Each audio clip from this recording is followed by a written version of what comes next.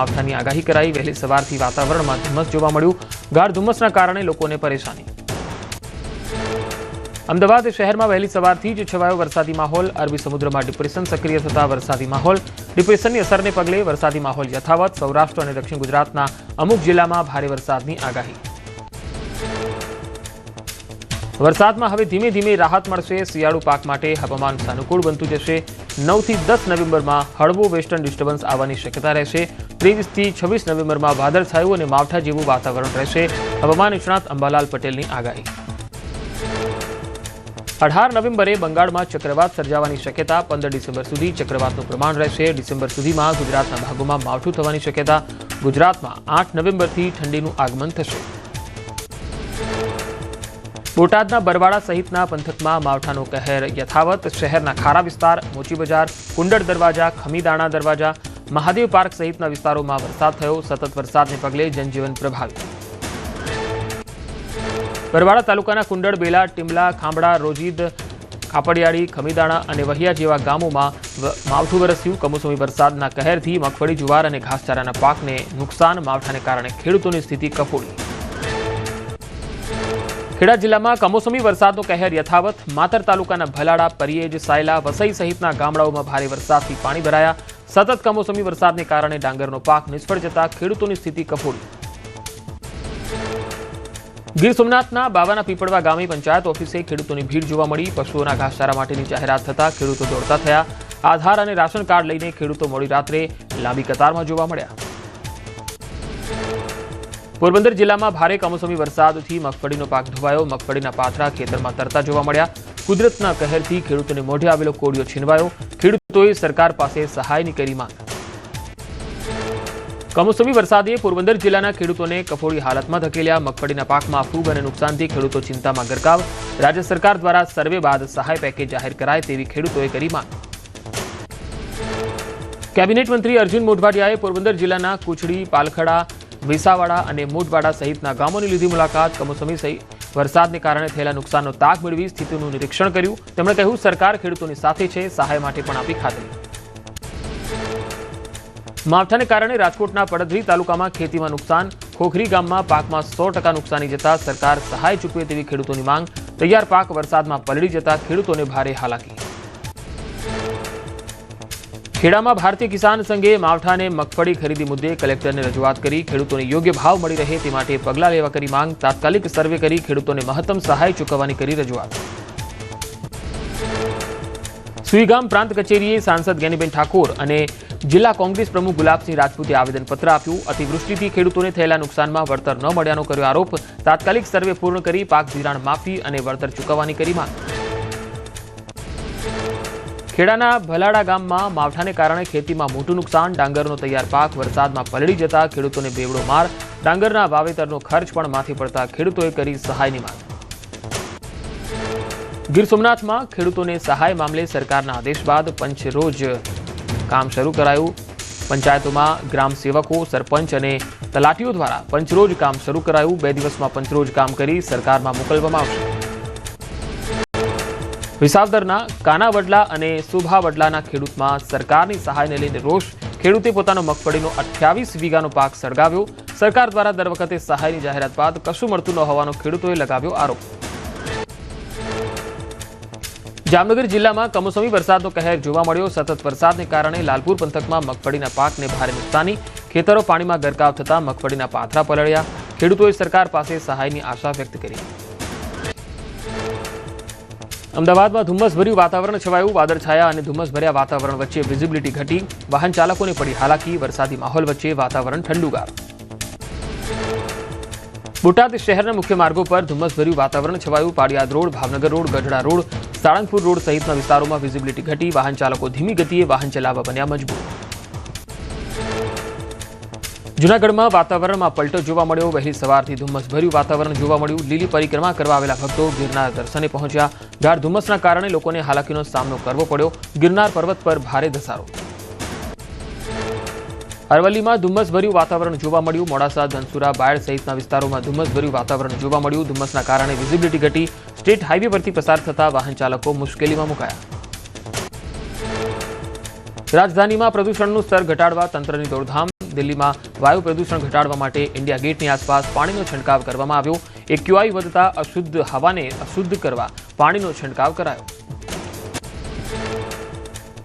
उत्तर प्रदेशના મુરાદાબાદમાં ધુમ્મસની ચાદર છવાઈ। શહેરમાં ધુમ્મસના કારણે વિઝિબિલિટી ઘટી। શિયાળાની શરૂઆતે જ ધુમ્મસના કહેરથી વાહન ચાલકોમાં અકસ્માતનો ભય વધ્યો। ખેડા જિલ્લાના ત્રાજ ગામમાં કુદરતે ખેતી પાક પર વરસાવ્યો કહેર। કમોસમી વરસાદે ખેડૂતોના સપના ઉપર પાણી ફેરવી દીધું। ખેતરોમાં લહેરાતા ડાંગરના પાક હવે પાણીમાં તરતો જોવા મળ્યો। સંપૂર્ણપણે તૈયાર થયેલા પાકને ખેતરમાં સૂકવવા મૂકવામાં આવ્યો હતો। ખેતરોમાં પાણી ભરાઈ જવાના કારણે ડાંગરનો પાક તણાયો। ઘણા ખેતરોમાં તો પાક ફરીથી ઉગી નીકળ્યો। ખેતી પાકને નુકસાનીને લઈ આપવામાં આવતી સહાયને 3 ગણી ઓછી ગણાવી। 25,000ના નુકસાન સામે માત્ર 6 થી 7,000 જ મળે છે વળતર। અમરેલીના ખડાધારમાં ભારે વરસાદ પડતા પાકને નુકસાન થયું। કપાસ, મગફળી સહિતના પાકને નુકસાન થયું। ખેડૂતોના સ્વપ્ન પર પાણી ફરી વળ્યા। સારા ઉત્પાદન અને સારા ભાવના સ્વપ્ન રોડાયા। ખંભાળિયા પંથકમાં ફરી કમોસમી વરસાદે ખેડૂતોની ચિંતા વધારી। વરસાદ ખાબકતા ખેતરોમાં પડેલા મગફળીના ઢગલાને નુકસાન થયું। પશુઓ માટેના મગફળીના ચારાને વ્યાપક નુકસાન થયું। ખંભાળિયા આસપાસ વિસ્તારોમાં વરસાદને પગલે ખેડૂતો મુશ્કેલીમાં મુકાયા। દાહોદ જિલ્લામાં કમોસમી વરસાદથી થયેલ પાક નુકસાનીનો સર્વે હાથ ધરાયો। જાલત ગામે ખેતીવાડી અધિકારી સહિતના અધિકારીઓએ અલગ અલગ વિસ્તારમાં જઈ સર્વેની કામગીરી હાથ ધરી। જિલ્લાના તમામ તાલુકાઓમાં 77 જેટલી ટીમ બનાવી સર્વેની કામગીરી હાથ ધરી। અમરેલી જિલ્લામાં કપાસ, મગફળી અને કઠોળના પાકને થયું નુકસાન। ખડાધાર ગામના ખેતરોમાં ખેડૂતોને મોટા પાયે નુકસાની થઈ। ગ્રામજનોએ સરપંચ પાસે સર્વે વગર સહાય માટેનો ઠરાવ કરાવ્યો। દ્વારકા જિલ્લામાં કમોસમી વરસાદે ખેડૂતોની ચિંતા વધારી। અનેક ગામોમાં કમોસમી વરસાદ થતા મગફળીના તૈયાર થયેલા પાકને નુકસાન થયું। ખેડૂતોને આર્થિક નુકસાની વેઠવાનો આવ્યો વારો। પશુઓનો ઘાસચારો પલળી ગયો। રાજકોટમાં જિલ્લાના લોધિકા, પાડ, વાજડી સહિતના વિસ્તારોમાં વરસાદ પડ્યો। કમોસમી વરસાદના કારણે ખેડૂતોની આશાઓ પર પાણી ફરી વળ્યા। લોધિકા તાલુકાના કોઠા પીપળિયામાં ખેડૂતોની મરચીનો પાક ખરી જતા નુકસાન વેઠવાનો વારો આવ્યો। ખેડા જિલ્લામાં કમોસમી વરસાદથી ખેતી પાક ધોવાયો। 6 લાખ હેક્ટરમાં થયેલ વાવેતરથી મોટાભાગનો પાક નિષ્ફળ। ડાંગરનો પાક સંપૂર્ણપણે બરબાદ થયો। ફક્ત 50,000 હેક્ટર વિસ્તાર જ વરસાદના પ્રચંડ પ્રભાવથી બચી શક્યો। ભાવનગર જિલ્લાના ત્રાપજ ગામે પાક નુકસાનીનો ખેડૂતોએ કર્યો વિરોધ। સતત 7 દિવસથી કમોસમી વરસાદના કારણે ખેડૂતોનો પાક બરબાદ થયો। ખેડૂતોએ પંચાયત કચેરી એકત્ર થઈને વિરોધ નોંધાવી સરકારને લેખિતમાં રજૂઆત કરી। ભાવનગર જિલ્લામાં ડિજિટલ સર્વે કામગીરીનો પ્રારંભ। કમોસમી વરસાદના કારણે મગફળી, કપાસ અને ડુંગળી સહિતના પાકોને ભારે નુકસાન થયું। આગામી 7 દિવસમાં સર્વે પૂરો કરી રાજ્ય સરકારને અહેવાલ સોંપવાનો રહેશે। અરવલ્લી જિલ્લામાં પાક નુકસાન અંગે સર્વેની શરૂઆત। જિલ્લામાં ખેતીવાડી વિભાગના 80 થી વધુ ટીમ સર્વે કામગીરીમાં જોડાઈ। ખેડૂતોને સાથે રાખીને કરાઈ રહ્યો છે સર્વે। ખેડૂતોએ સારા વળતરની આશા વ્યક્ત કરી। અરવલ્લીમાં મેઘરજ મામલતદારને ભારતીય કિસાન સંઘે આપ્યું આવેદન।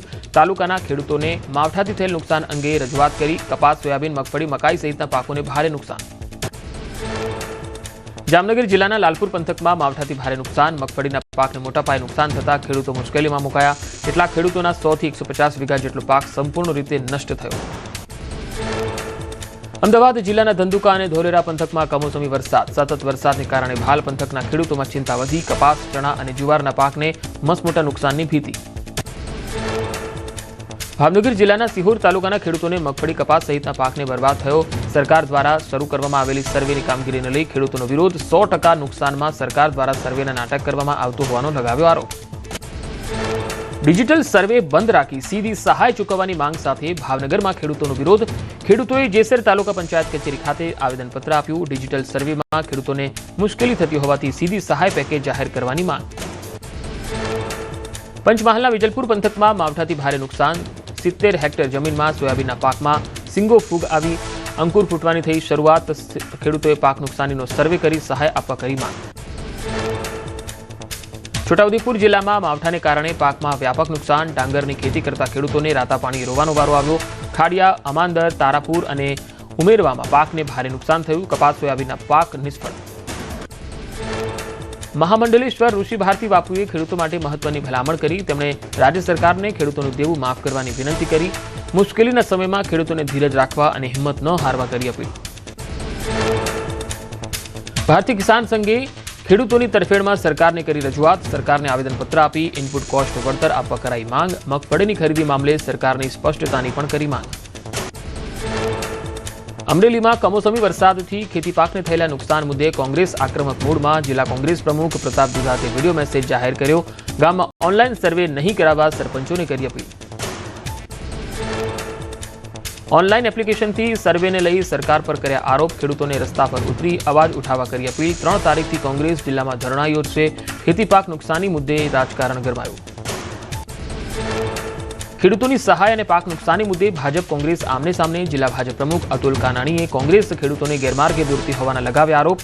ઓનલાઈન સર્વે ન કરાવવાની કોંગ્રેસની અપીલને હાસ્યાસ્પદ ગણાવી. અમરેલીમાં ખેડૂતોના પાક નુકસાન બાબતે સાધુ સંતો આવ્યા મેદાનમાં. વરસાદથી પ્રભાવિત ખેડૂતોને ઝડપથી સહાય આપવા કરી માંગ. સાવરકુંડલા માનવ મંદિર આશ્રમના સંત ભક્તિ બાપુએ સરકારને ઝડપથી સહાય આપવા કરી અપીલ. મહેસાણામાં માવઠાથી ખેડૂતોને પડ્યો ફટકો. જુવાર, બાજરી, કપાસ અને મગફળીના પાકને નુકસાન. ખેડૂતોને યોગ્ય વળતર ચૂકવવા ધારાસભ્ય મુકેશ કુમાર પટેલે મુખ્યમંત્રી ભૂપેન્દ્ર પટેલને લેખિતમાં કરી રજૂઆત.